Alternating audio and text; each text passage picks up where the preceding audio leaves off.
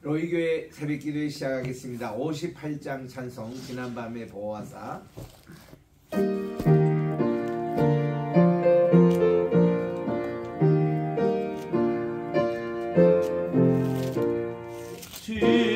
지난밤의 보화사 잠잘 자게 했으니 고마우신 주의 은총 감사 찬송합니다.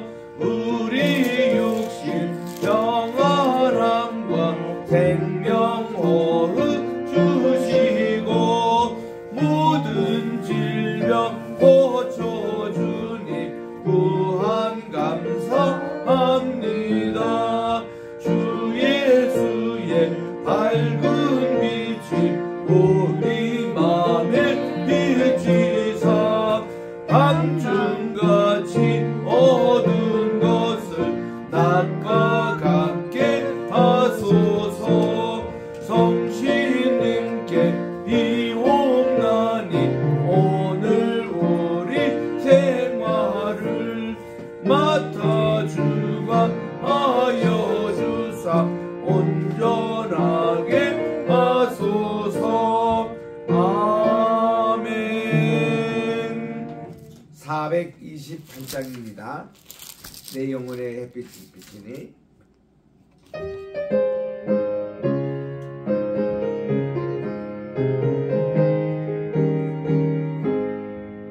내 영혼의 햇빛 비추니 주 영광 찬란해. 이 세상 어떤 빛보다 이 빛 더 빛나니 주의 영광 빛난 광채 내게 비춰 주시옵소서. 그 밝은 얼굴 내들 나의 영혼 기쁘다. 내 영혼에 노래 있으니 주 찬양합니다. 주 귀를 기울이시사 다 듣고 계시네. 주의 영광 빛난 광채 내게 비춰 주시옵소서. 그 밝은 얼굴 배울 때 나의 영혼 기쁘다. 내 영혼의 봄날 되어서 주 함께 하실 때 그 평화 내게 깃들고 주는 꽃피네. 주의 영광 빛난 광채 내게 비춰 주시옵소서. 그 밝은 얼굴 배울 때 나의 영혼 기쁘다. 내 영혼에 희락이 있고 큰 소망 넘치네. 주 예수 복을 주시고 또 내려주시네. 주의 영광 빛난 광채 내게 비춰 주시옵소서. 그 밝은 얼굴 배울 때 나의 영혼 기쁘다.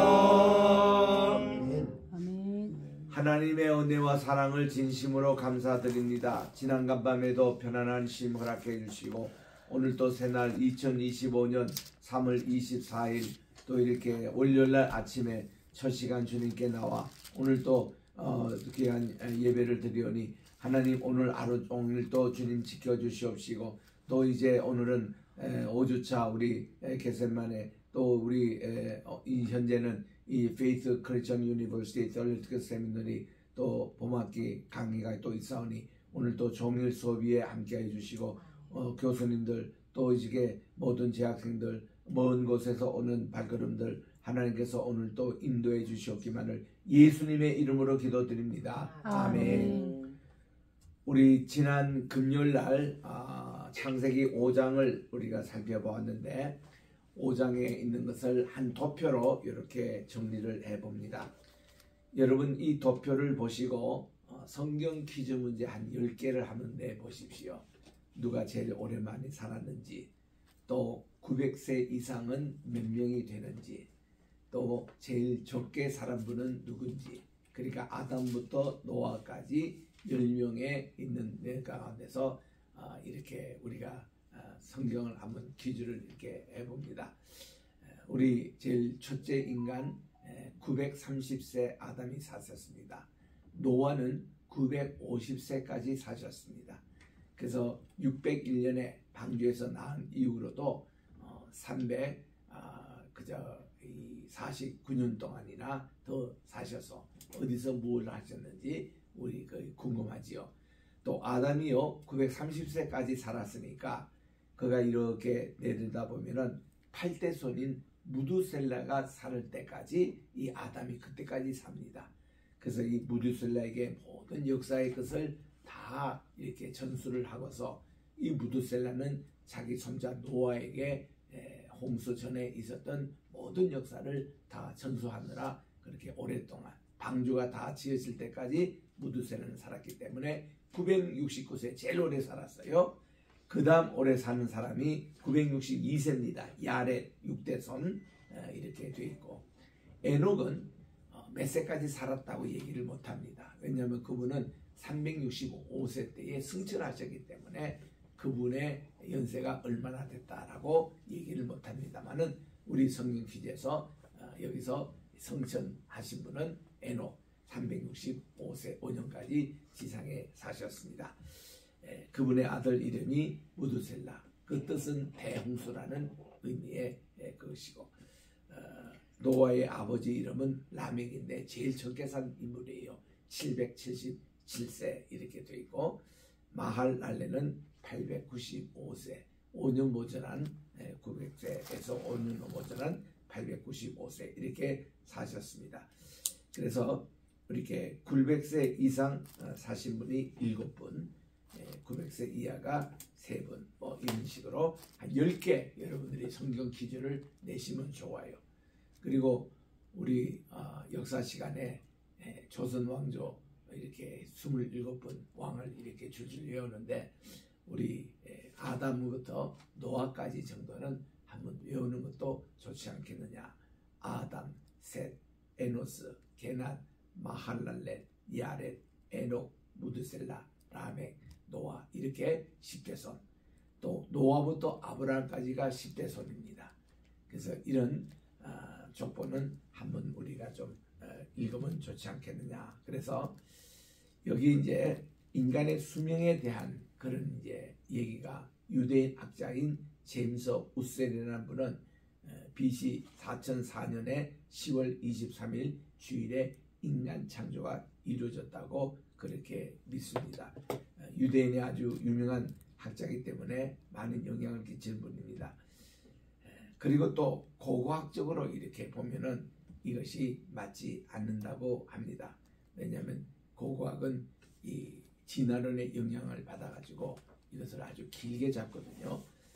그리고 족보에 끊임없는 관심이 이렇게 이어지는데 No gap in genealogy, 족보에는 끊임이 없다라고 쭉 이렇게 정리를 할 수 있다는 겁니다. 그래서 이 아담부터 예수님까지 족보가 쫙 기록된 도표가 나옵니다.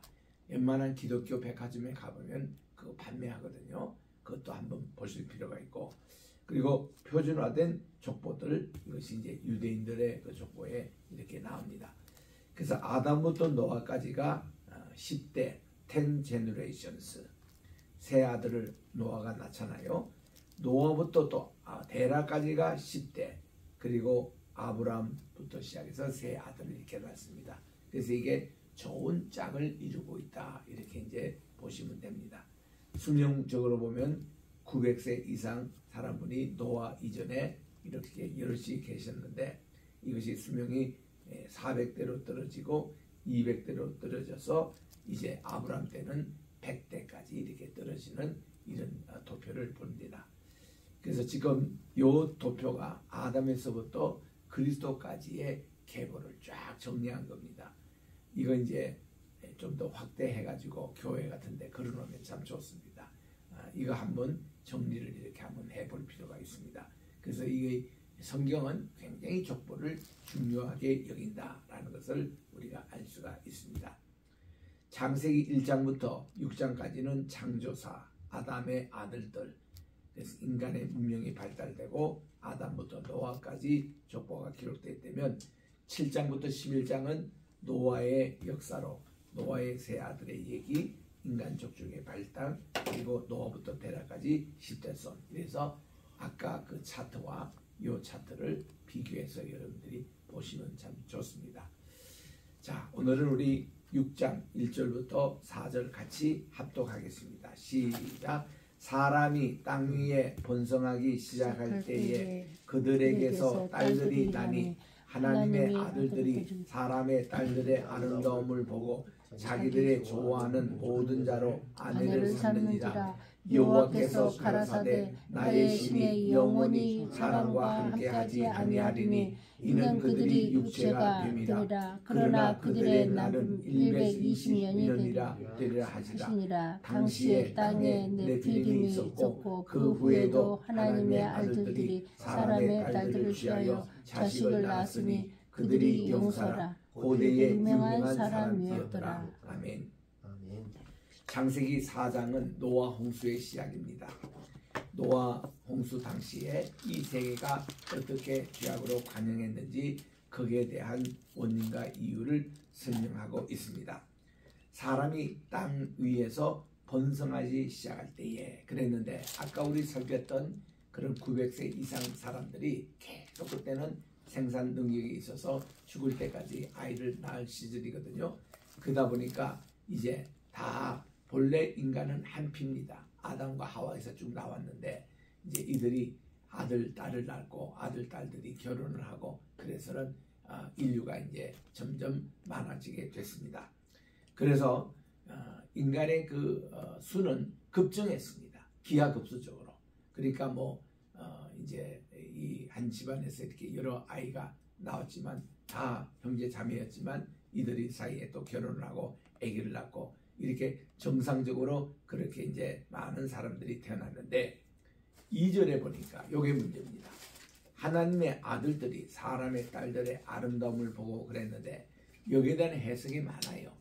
우리가 박사 과정에서 이 히브리어 원문을 가지고 미국에서 공부할 때에 버너드 앤더슨 교수님 우리 주석 시간에 봤는데 이 하나님의 사람과 사람의 딸과 하나님의 아들의 개념에 대해서 뭐 4가지, 5가지 대표적인 그런 주장이 있습니다. 제일 대표적인 것은 하나님의 아들들이라는 것은 셋의 후손, 그러니까 의인의 후손의 집안이고 사람의 딸들이라는 것은 가인의 집안, 가인의 그 세속 문화의 집안이라는 겁니다. 그래서 그들끼리 서로 결혼을 해가지고 이제 좀 신앙적으로 짬뽕이 됩니다.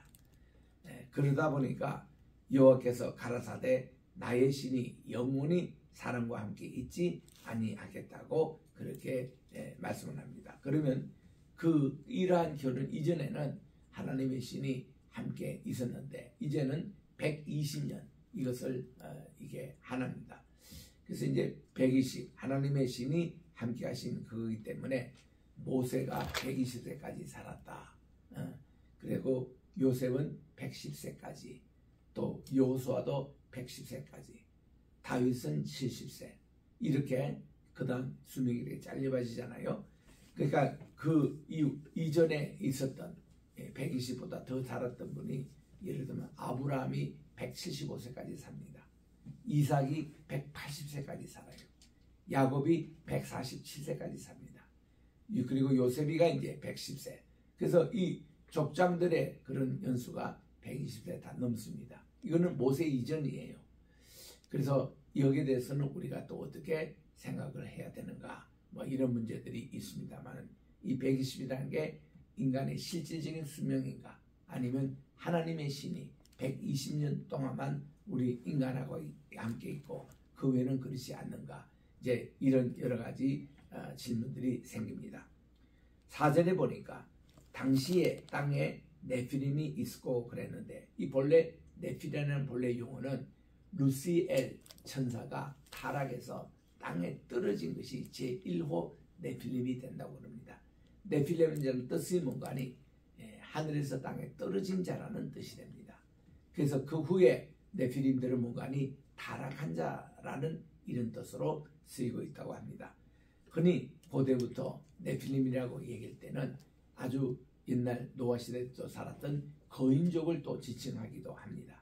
그래서 이거 세 가지입니다. 네필림이라는 뜻이 루시엘이 땅에 떨어져서 루시프가 되는 그거를 제1로 네필림이라고 한다면, 두 번째는 그렇게 이 선한 영 천사가 땅에 떨어져 악한 천사가 됐던 이것도 네필림이라 그러고, 그 다음은 이렇게 땅에서 이렇게 타락한 자, 이런 자를 네필림이 하는데, 하나님의 아들들이 사람의 딸들과 결혼해서 낳은 이들도 네필림이라 한다.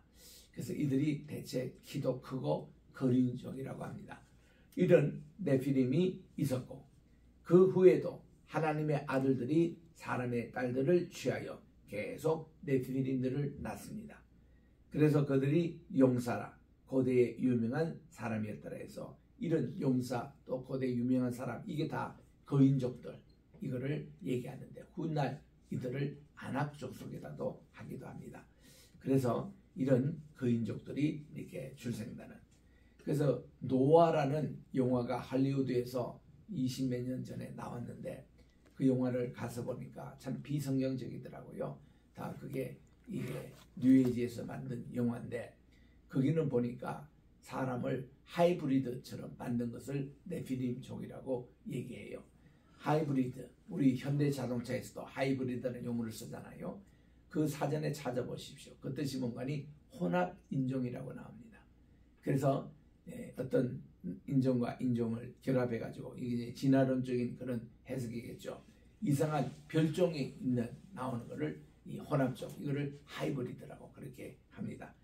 그래서 이들이 용사, 고대 유명한 사람, 이것이 이제 하이브리드 인간이 나오는데, 거기 영화에 보니까 철로 가지고 이렇게 쓰던 이제 괴물들, 이런 것으로 이렇게 그렸습니다. 그래서 과연 그게 맞을까? 그것도 딱히 아니거든요. 과학 이게 만들어낸 그런 영화이기 때문에. 좌우지가 창세기 6장 1절부터 4절은 난해 구절입니다. 지금 잠깐 또 했지만은 여러 가지 다양한 해석도 있고, 여기에서 딱히 정답 같은 것은 없습니다. 이거는 그 당시에 노아 홍수 이전에 일어났던 일이기 때문에 노아 할아버지가 이거를 다 전수를 하셔도 이거를 딱히 이렇게 정확하게 기록은 하지 아니했다, 이런 이제 것으로 막 모르면 모르는 대로 그냥 넘어가는 게 좋습니다. 자, 여기서 아까도 제가 말씀드린 대로 하나님의 아들은 누구냐에 대해서 70인요 헬라어 역에 따르면은 이들이 천사로 이렇게 나옵니다. 또 욥기도 보면은 하나님의 아들들 할 때에 천상에 참여한 천사로 나옵니다. 하늘의 천사는 결혼하지 않습니다. 이들 천사는 하늘로부터 오지도 않았습니다. 그리고 이들의 결혼이 거인족을 낳았습니다. 이렇게 네필림. 그래서 외경 에녹서와 유다서 1장 6절, 우리 신약의 제일 마지막 앞에 책인 유다서 1장 6절에는 또 자기 지위를 지키지 아니하고 자기 처소를 떠난 천사들을 큰 날의 심판까지 영원한 결박으로 흑암에 가두셨다, 이렇게 나오잖아요. 이게 그 당시의 모습인데, 뭐 지금 우리가 읽어봐도 이거는 신화적인 그런 표현으로 나옵니다. 우리가 무슨 이해할 수 없는 그런 것인데, 뭐 자기 지위를 지키지 아니하고 자기를 처소를 떠난 천사의 얘기 우리가 어떻게 합니까? 또 큰 날 심판까지 영원한 결박으로 흑암에 가둔 천사의 얘기 우리 모릅니다. 그러니까 이런 것이 타락된 천사의 그런 모습으로 그렇게 나오는데, 그리고 여기 하나님의 아들들은 셋의 후손이라는 것이 많은 이제 정통 우리 개혁신학에서 얘기하고 있습니다. 창세기 4장 5장에 나오는 두 개의 계보, 또 인간이 4장은 가인의 후보, 5장은 의인의 족보입니다. 인간이 하나님의 아들을 부르기 시작한 것이 이제 그 5장에부터 나옵니다. 홍수시 처벌받은 인간, 이것이 바로 네필림 인간들을 얘기합니다. 그래서 이 아들됨은 구약에서 공통 주제가 되고 있다고 그러고, 거룩한 백성과 세속 결혼, 이것이 문제였습니다. 그래서 이거는 지금도 불신자의 가정과 신자의 가정의 결혼의 관계, 이것도 고린도 정서에서는 이슈가 되고 있는 문제들입니다. 자, 또 하나님의 아들들은 왕들과 통치자들 지칭한다는 해석도 있습니다. 아람어의 의미가 그렇습니다. 또 하나님께서 이제 인간의 재판장이 되신 얘기, 바벨론 본문에도 나오고, 동방에서 왕들은 엘로힘으로 등장하고, 또 라멕의 행동에도 왕처럼 나옵니다. 우리 가인의 후손인 오대손인 라멕, 그리고 네필림은 타락한 자라는 해석이 개혁신학에서 주종을 이루는 해석입니다. 이런 모든 해석을 그저 참고만 하시면 됩니다. 그 다음 5절에 갑니다. 창세기 6장 5절에 여호와께서 사람의 죄악이 세상에 관영함과 그 마음의 생각의 모든 계획이 항상 악할 뿐이를 보시고, 이게 성경을 해석했던 그 당시만 해도 이 중국 말이 그대로 이게 사용돼서 관영이라는 표현을 씁니다. 중국 말입니다. 꽉 찼다는 겁니다. 세상에 그냥 가득 채웠다는 거예요. 이 사람의 생각과 모든 계획이 항상 악한 뿐임을 보시고, 땅 위에 사람을 지으심을 한탄하셨다. 이거 히브리 단에 보면 후회하셨다, 이렇게 되어 있습니다. 그래서 마음에 근심하시고 그랬습니다. 한탄하셨다, 후회하셨다, 이 단어로 또 많은 해석이 또 있습니다. 첫째로 의심되는 게, 하나님은 당신의 하실 일을 미리 다 앞으로 읽던 사람이 어떻게 타락하고 어린 거 다 아실 텐데 그거를 지으신 것을 후회하셨다. 이게 무슨 표현일까? 다들 궁금해 여깁니다. 전지전능 하나님께서 이렇게 후회하시는 거, 그게 여기만 나오는 게 아니죠. 두 군데 더 나옵니다. 하나님이 사울왕을 세우신 것도 후회하셨다고 그랬습니다. 사울왕을 초대왕으로 세우신 거 후회하셨다. 하나님이 하신 일인데 그걸 후회하셨다. 다들 좀 이상하게 생각하잖아요. 세 번째 또 나옵니다. 사무엘하 24장에 보니까 그 하나님이 이렇게 다윗이 인구 센서스 문제로 하나님의 처벌이 임했습니다. 그래서 3년 동안 내가 이렇게 도망하는 자로 유리하지 않느냐, 3개월 동안 내가 비를 내리지 않겠느냐, 아니면 3일 동안 온역 전염병이 있어서 이 백성들을 이렇게 죽게 하는 것이냐. 일대 다윗은 오랫동안 도피 생활했기 때문에 지긋지긋합니다. 그래서 가장 짧은 3일 동안 하나님의 척을 있는 것을 택했습니다. 그랬더니 하나님이 3일 동안 엄청나게 많은 사람이 죽었습니다. 우리 코로나 때도 엄청 죽었지만 3일 만에 7만 명이 죽었잖아요. 그러니까 하나님께서 이걸 보시고 후회하셨다. 그래서 죽음의 천사를 스탑시키고는 더 이상 죽이지 말라고 했다. 그게 후회하던 말이 3번이나 이렇게 구약에 나옵니다. 그래서 여러분들은 그냥 성경 읽고 그냥 지나가는 사람은 모르지만, 이거는 연구하는 사람들은 이것이 이제 호기심이 되고 하나님의 후회가 무슨 뜻인가 그런 얘기를 하지요. 당장 우리 요나서에도 보면은 요나서 3장 10절에 가보니까 하나님께서 이 니느웨에게 심판을 하신 계획을 후회하시고 그를 돌이키시고 그들을 구원하시기로 뜻을 바꾸셨다. 그게 나옵니다. 그것도 이제 따지는 사람들 보면은 하나님이 이렇게 다 심판하시면 심판하시는 거지, 그거를 또 돌이켜서 가지고 구원으로 바꾸신다, 그런 거를 또 왜 하느냐, 이렇게 또 의심하는 사람이 많습니다. 그런 사람에게는요, 하나님께서 회개하면은 하나님께 구원을 얻는다, 그 메시지를 어떻게 받아들입니까? 다 우리가 정죄받아야 될, 죽음 받아야 될 것인데 우리가 회개를 하니까 하나님이 구원해 주시잖아요. 예수님의 보혈을 빌어 구원해 주시잖아요. 이거를 예정설에 의하면은 하나님은 그렇게 하도록 예정까지 하셨다라고 그렇게 교리도 있는데, 그래서 여기에 대한 그런 이제 이거를 따지기 시작하면은 이것도 정신없는 거예요. 그래서 이 하나님의 그 뜻은 그런 겁니다. 여러분들이요, 도자기를 만들다 보면은 내가 마음에 안 들면 깨트리기도 하고 다시 또 만들고 또 다른 형태로, 색상 또 마음에 안 들면 그 있는 거 다 지워버리고 또 다시 하고. 누구 마음대로예요? 화가 마음대로 아닙니까? 도자기 공이 마음대로 아닙니까? 창조자 하나님이 그런 권한이 없을까요? 근데 이거를 우리가 이해가 안 되니까 그냥 후회했다라는 단어를 쓴 것뿐이지, 하나님의 뜻을 어떻게 인간의 단어로 다 표현하겠냐 이 말이에요. 그래서 그런 사람에게 이런 얘기합니다. 여러분, 이 사랑이라고 할 때에 사랑에 대해서 여러분들 한번 표현해보라 이거야. 그러면 다 한마디씩 합니다. 뭐 사랑은 아름다운 것이다, 사랑은 뭐 따뜻한 것이다, 뭐 이렇게 하지만 전부 다 뭐는 사랑이라는 추상명사의 하나의 부분밖에 되지 않는 얘기입니다. 다 우리 장님이 코끼리를 더듬으면서 뭐 코끼리는 뭐 코처럼 길다든지 다리처럼 절벽이라든지 다 이런 얘기를 해도 종합으로 해야 그것도 다 맞추는 것도 아니에요. 그거 다 종합을 해도 막 되게 한 이런 것이구나 어렴풋이 그저 짐작하는 정도지, 우리 하나님 대해서 어떻게 다 알겠습니까? 우리 추상명사 사랑도 다 정리를 못하는데 그래서 우리는 모든 것이 제한되어 있는 상태예요.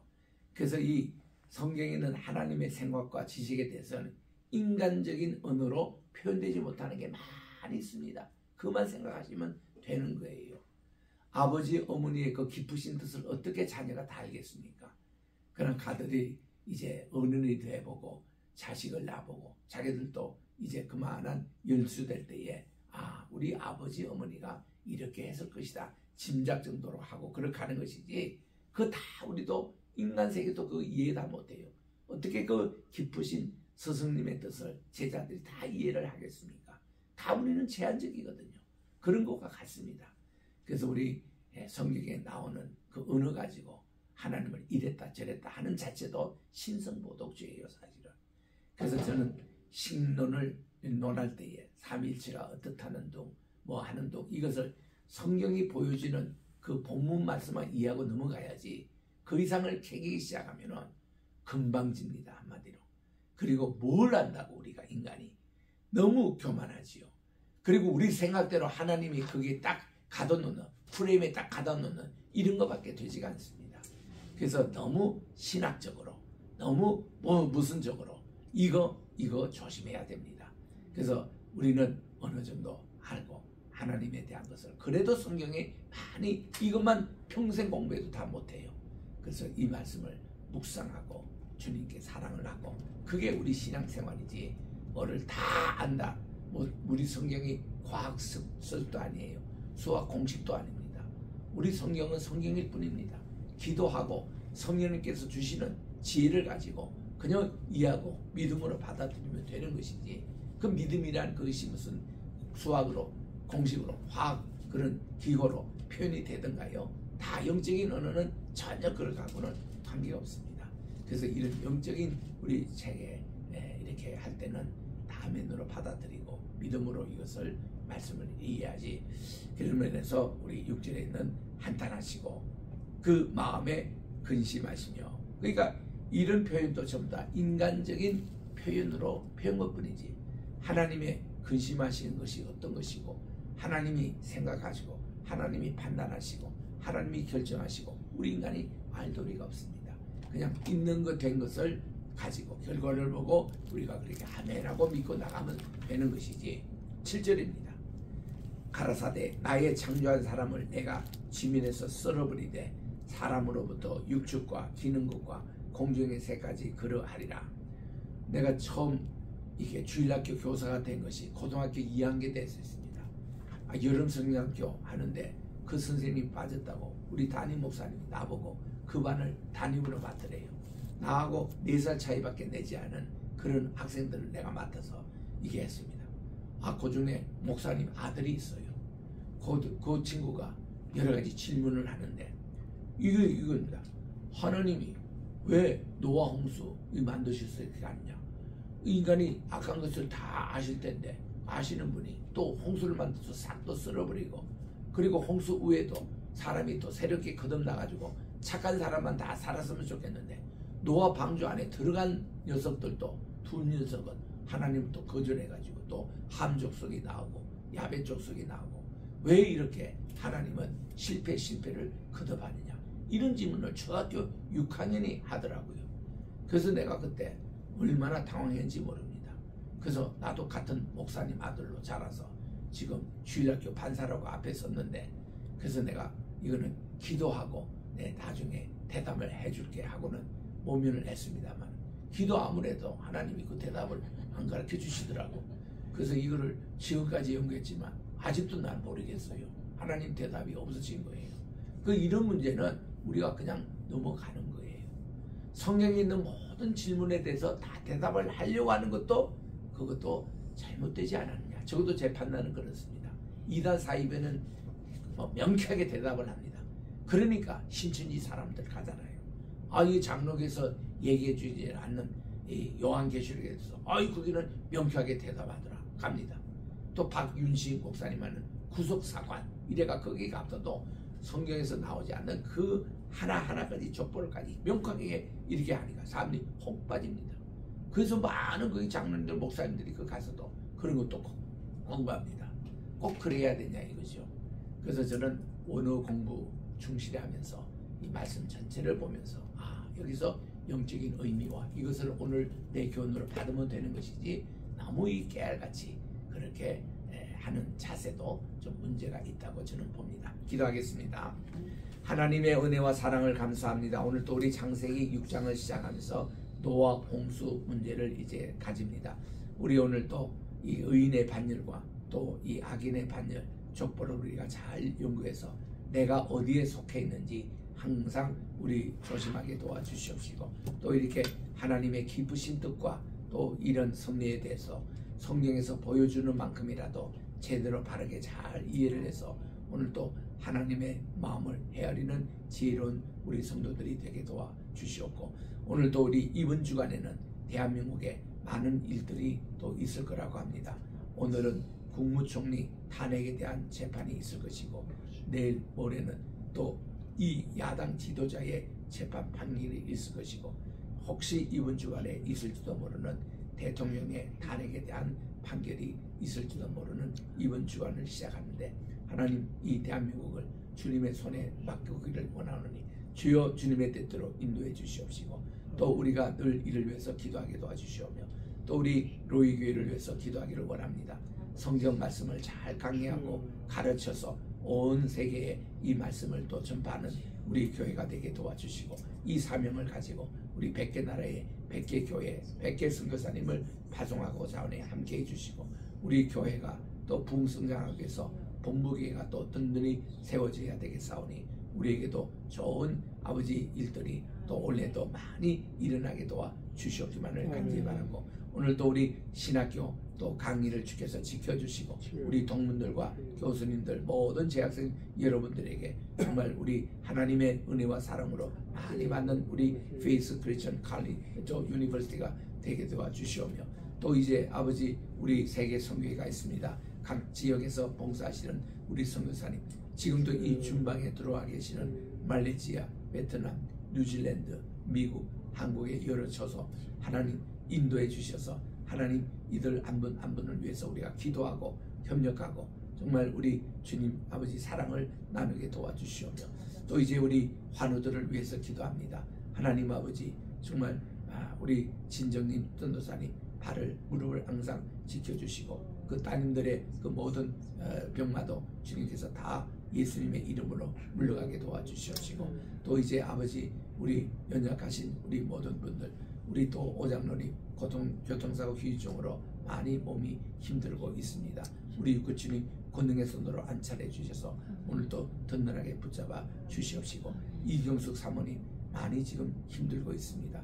세포 하나하나 다스려 주셔서 그 아픔과 고통 정말 우리 주님께서 인도해 주시옵시고, 그것도 이렇게 치아마저 이렇게 정말 항암치료로 말미암아 연약해진 그 부분이 있사오니 하나님 모든 몸의 기능을 순기능으로 하나님께서 전환시켜 주시옵소서. 아멘. 또 이외 여러 가지 많은 또 주님께 질병으로 인해서 주님께 기도하는 모든 분들에게 이 지상에 살 때에도 우리 천국의 맛을 보면서 건강하고 행복한 모습으로 살아가는 오늘 하루가 되게 도와주시옵기만을 예수님의 이름으로 기도드립니다. 아멘. 하늘에 계신 우리 아버지여, 이름이 거룩히 여김을 받으시오며 나라의 임하옵시오며 뜻이 하늘에서 이룬 것 같이 땅에서도 이루어지이다.